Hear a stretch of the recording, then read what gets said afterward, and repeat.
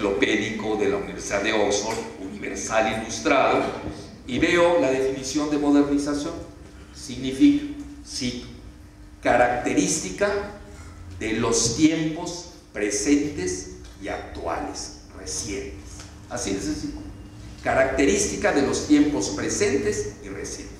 Bueno, ¿cuál es la característica reciente y presente del petróleo a nivel mundial? Ya se las voy a decir. Estos señores son caducos, quieren desnacionalizar cuando el mundo está yendo a la renacionalización. Entonces, ¿quiénes son los caducos? Ellos. De modernidad no tienen nada, ni entienden la palabra modernidad. Ahora, cuando nosotros decimos por qué se está renacionalizando el mundo, es muy sencillo.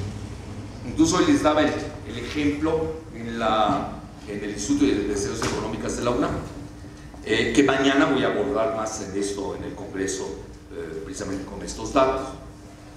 Primero que nada, a partir del año 2000,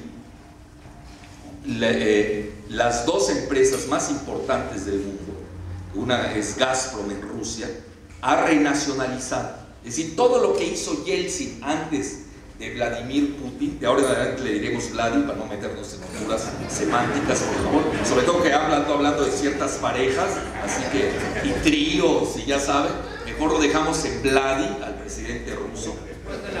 El anterior había sido Yeltsin, y Yeltsin regaló literalmente el petróleo y el gas ruso a los oligarcas de allá, que son los plutócratas, con L, por favor, no se vayan a confundir en la cardigrafía, a los plutócratas, que son los equivalentes a los plutócratas mexicanos. Es decir, una privatización que fue infame. Rusia estuvo a punto de desaparecer del mapa, literalmente se los digo, y obviamente cuando llega Vladi al poder, cambia totalmente esa política, y hoy Rusia, y les estaba dando el ejemplo, no solamente es la es la primera gasera más importante del mundo, sino que regresó al primer plano, resucitó de los cementerios neoliberales y está en el primer plano nuclear, geoeconómico, geofinanciero. Incluso a nivel de reservas de divisas, tiene ya el tercer lugar del mundo.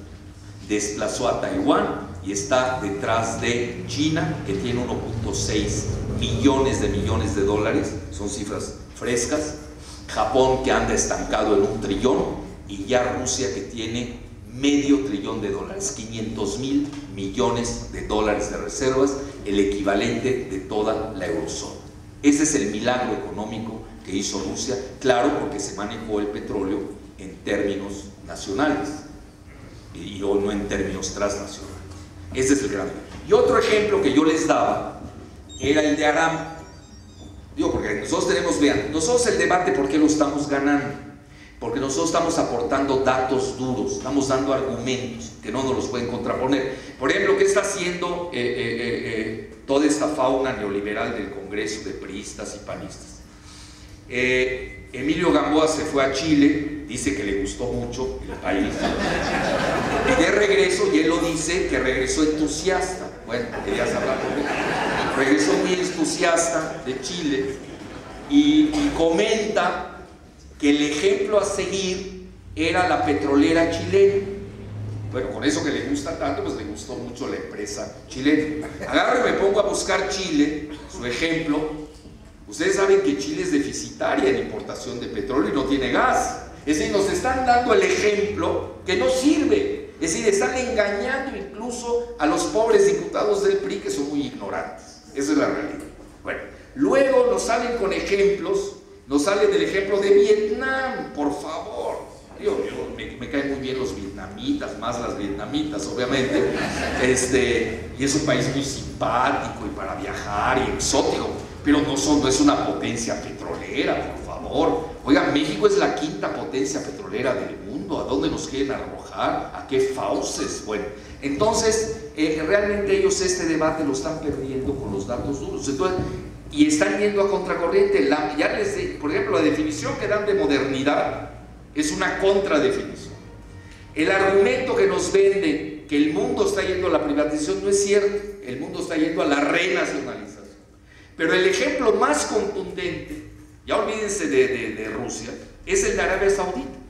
Y Arabia Saudita es el principal aliado de los Estados Unidos, pero han sabido ejercer su soberanía y fíjense qué interesante, que hoy estaba dando esos datos en la mañana. Obviamente se los digo muy anecdóticamente, no así con una precisión exacta, pero estamos regresando nosotros en México a lo que hizo Arabia Saudita hace 58 años. ¿Oyeron bien?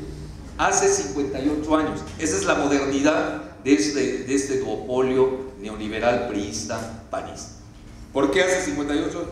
Porque fue el momento cuando Arabia Saudita hizo los contratos precisamente de asociación estratégica en el que iban 50-50 con los Estados Unidos. ¿Y qué hicieron cuando viene la época de auge del petróleo en la década de los 70? Empiezan a capturar activos de la empresa que se llamaba Aramco, que era totalmente estadounidense totalmente, y se llamaba Arab American Company, por eso viene la palabra Aramco. Ahora ya es Saudi Aramco, ya le aumentaron lo de Saudi. Y empezaron en 1973, ustedes recuerdan que es la fecha del auge petrolero, que incluso matan al rey Faisal, y obviamente ahora ya se sabe por qué lo mató la CIA, pues obviamente no les convenía un rey nacionalista, lo matan, y allá al año siguiente ya tenía el 60% Arabia Saudita de los activos de su empresa, y pasan del 74 al 80, estamos hablando ya de hace 28 años, pasan a tener el 100% del control de su empresa.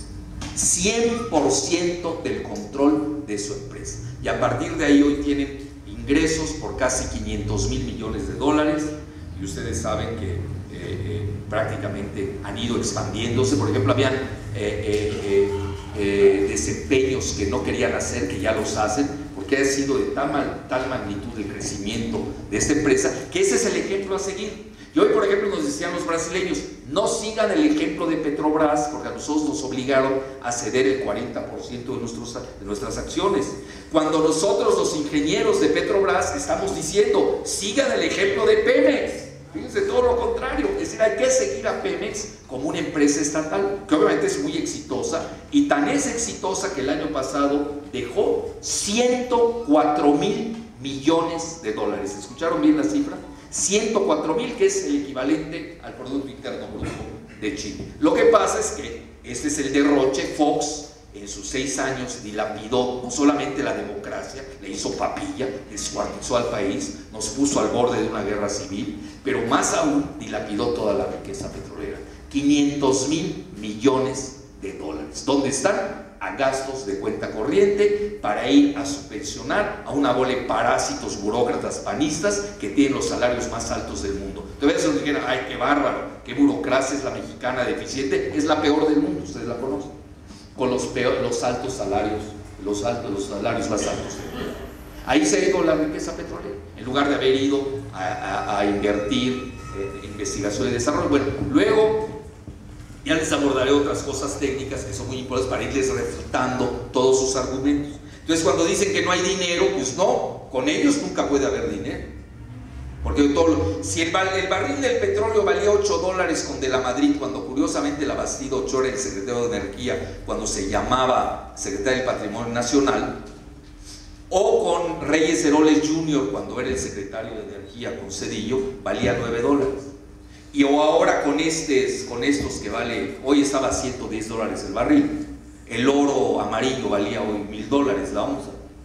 Y todo eso nosotros, se los digo de rigor, nosotros lo pronosticamos desde el punto de vista geopolítico, cuando nos dimos cuenta que Estados Unidos iba a perder, no iba a poder capturar el petróleo de Irán, y ahí en marzo del 2004 yo me atreví a hacer una ecuación inversamente proporcional entre el valor del dólar y el valor del oro negro y el oro amarillo. Así está sucediendo. No es que seamos genios ni somos profetas, no, es simple geopolítica.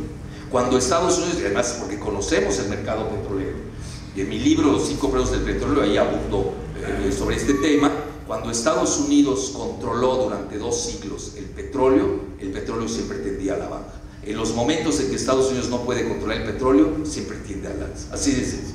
Entonces, si uno obviamente ha visto durante 2 siglos la tendencia en los precios, pues uno sabe a qué atenerse y sabe más o menos de qué orden es este juego. Bueno, entonces ya estamos viendo de que la situación a nivel de esta famosa modernización no es tal. Ellos están en la contramodernidad. Estamos viendo que las tendencias mundiales van al revés, es decir, el mundo se está renacionalizando.